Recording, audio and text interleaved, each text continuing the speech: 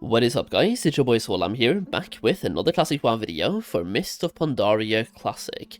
Now today I want to talk about my favorite ways to make gold in Mists of Pandaria Classic, and I'm just going to say it right now, this video will be a little bit all over the place because the aim here is to give you guys a lot of options of how to make gold, and just talking about how I personally enjoy making gold in Mists of Pandaria. So I'm making this video in the beta of Mists of Pandaria, and it's basically before the launch to give you guys some ideas of how to make gold in Mists of Pandaria as well. Now, method number one is going to be about the farm on a Sunsong Ranch, which I do already have a video about, how to set this farm up and unlock as many plots as possible, because when you start this out, you will only have 4 plots of land where you can basically plant, but now, as you can see, I have 16. So over here, you can plant different types of seeds. You can even, as you can see here, I have one of these, like the white turnips, and I also have something called snake root. Now, snake root will give you mining ores whenever you harvest them, so you can get basically every type of Pandarian material on your farm. You can get Pandaren herbs, you can get Pandaren leather, you can get cloth, you can get ghost iron like I'm doing here. You can get so many different things on your farm, and the thing is, what type of plants you'll be able to plant is gated behind reputation with the tillers, so you want to get as much reputation as possible with the tillers faction. When you get to revered, there we go, you can buy professional seeds, which is like Enigma seeds, gives you Pandaren herbs, Raptor leaf gives you leather or skins, Mage bulb gives you enchanting materials, Snake root gives you mining materials, Wind shearer gives you cloth, and finally Songbell gives you motes of harmony. So on this farm right here, you can passively harvest a bunch of materials every single day, and I'm just gonna pop my chat up here so you can see what I'm looting from one day of harvesting every single time that I'm harvesting right here as well. So you can see we're getting a bunch of ghost iron, we're getting some white trillium, black trillium, basically regular trillium ores at the same time, and the reason why I'm doing ghost iron is that at the moment that is possibly what's going to be worth the most at the beginning of the expansion, but as we move later into the expansion, Songbell for motes of harmony is likely going to catch up and surpass it as well. Now, whenever you're planting and harvesting on your farms, you actually have a chance to get a rare seed as well to give you a battle pet, and that battle pet can be sold on the auction house, so you have another chance to get even more gold from your farm. And as you can see here, it took about 30 seconds to harvest the entire farm, and then it takes another 30 seconds to plant everything, so like 1 minute per day, and I got myself over a stack of ghost iron, actually over 2 stacks, like almost 2.5 stacks. I also got 7 black trillium, 7 white trillium, because we had some from before, and 1 kyperite. Now, the second way that I personally really enjoy making gold in Mists of Pandaria is going to be from Cooldown Crafting. So over here we have a bunch of different ways you can make gold, but they all basically are cooldown crafts. So for tailoring we have Imperial Silk, which as you can see here, cooldown resets daily. This allows you to make 1 Song of Harmony, or is it called Imperial Silk? There we go, not Song of Harmony. Imperial Silk, so you can make 1 of these every single day, and you can turn these into epic bags, or even epic, well I say epic bags, but they're rare bags, the biggest bags in Mists of Pandaria, that you can sell on the auction house to people that want to upgrade their inventory. But you can also make BOE epic armor and sell to people that want to raid, and will be able to cash out to be able to get upgrades for their raiding items. And you can also make, for example in Inscription, you can do a Scroll of Wisdom, once again a cooldown craft, which is required in order to make BOE offhand weapons through Inscription, but also to make Dark Moon cards.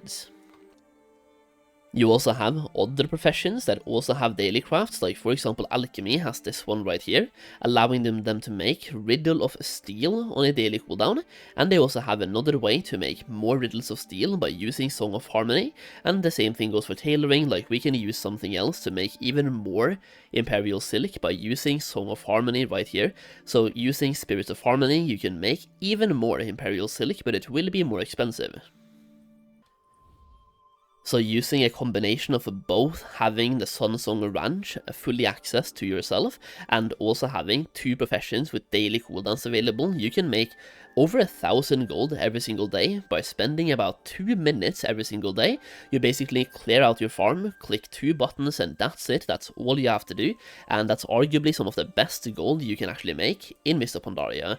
Now, one more way to make gold that a lot of you guys will probably do at the start anyway is simply doing daily quests. Now, I am doing a bunch of dailies myself to get reputation, and you will likely do the same at the start of Mists of Pandaria with various factions. So from the tillers, you have like 5 dailies you can do every single day. In the anglers, you have a bunch of dailies. You also have the Order of the Cloud Serpent, Golden Lotus, the Shadow Pan. You can do dailies with basically every single faction over here, and at the start of Mists of Pandaria, you will be heavily incentivized to farm reputation anyway. Now, when it comes to dailies, I usually aim to do 20 dailies every single day, and the thing is, if you have a good setup for doing 20 dailies, you can do 20 dailies in about half an hour. Now, the gold per hour value here will not be that great, because 20 dailies gives me about 1000 gold, between 600 and 1000, depending on the daily you do, but basically, let's just say 600 gold. That would be 18,000 gold every single month for 15 hours of work combined. Now, you also get other things as well, like for example the Lesser Charms of Good Fortune that you can then turn into Elder Charms of Good Fortune to get bonus rolls. So if you're actively playing the game, this is just a good thing to do. And if you're doing 20 dailies every single day, you will also get 100 Valor points every single day as well, effectively giving you half your weekly cap every single week simply by doing daily quests.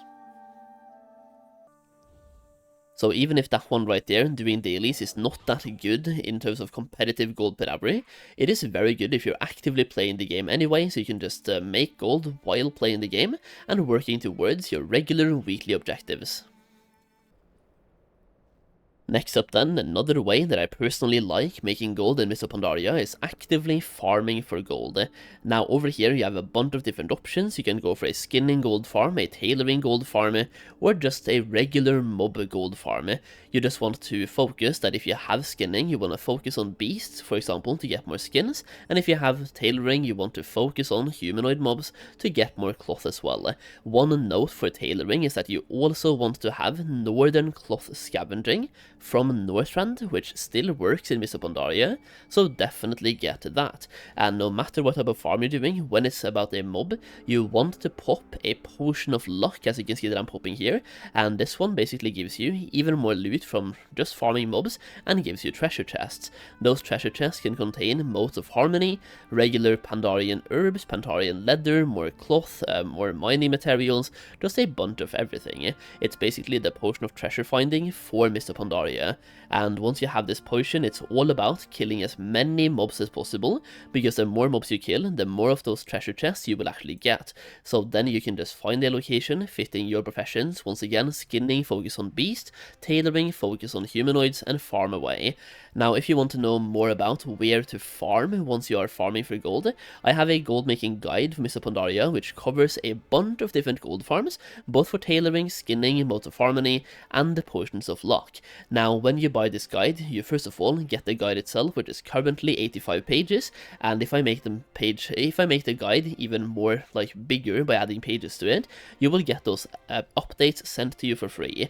Now, one more thing is that if you buy the guide right now, you will also get the Cataclysm guide in the same purchase, effectively giving you 2 guides for the price of 1, and that way you can use the Cataclysm guide to farm and make gold until Mists of Pandaria comes out, giving you a significant competitive edge in the gold making scene. So check it out through the link down below. You will also get access to exclusive videos. Even right now, when you buy the guide, there's already exclusive videos made about how to make insane amounts of gold in Mists of Pandaria Classic, and those are methods that I will never talk about on my YouTube channel, and you will only have access to those videos by having this guide.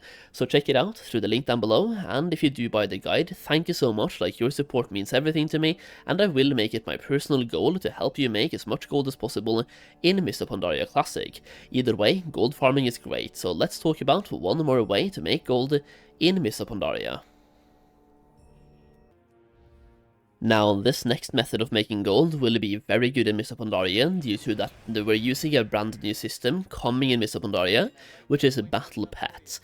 Now, this method will be focused around leveling battle pets and selling battle pets at level 25. So basically, you buy them at level 1 and you sell them at level 25. And to illustrate how good this can be, this pet right here is level 1 and costs 1.7k, and the level 25 version costs 3.6k. You're more than doubling your gold by buying the pet at level 1 and leveling it to level 25. Now the good thing here is you can level multiple pets at the same time, so you can basically get 3 pets all the way from level 1 to level 25 in about 20 minutes if you know what you're doing and actually power leveling. So by using this strategy you can make a bunch of gold, but selling battle pets generally takes quite a bunch of time. And I also want to drag your attention to Direhorn Runt. This one costs 700 gold at level 1 and 1000 gold at level 25. So the difference between level 1 and level 25 can be big, it can be almost nothing, it just depends on the battle pet you are currently looking at. But this could be a very good way to make gold in Mists of Pandaria, simply due to the fact that people want to have level 25 battle pets and they maybe don't want to spend time leveling them themselves, so you can get paid for doing that for other people.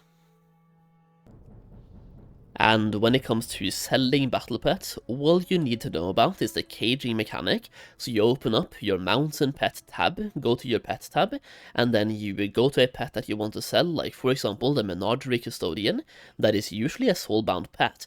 Then you just want to put this into a cage, and now you can sell this on the auction house, as you will now have this pet in your bags, and it's no longer soulbound. So whenever you want to sell a pet, once again go to your pet collections, right click on the pet, and put in a cage.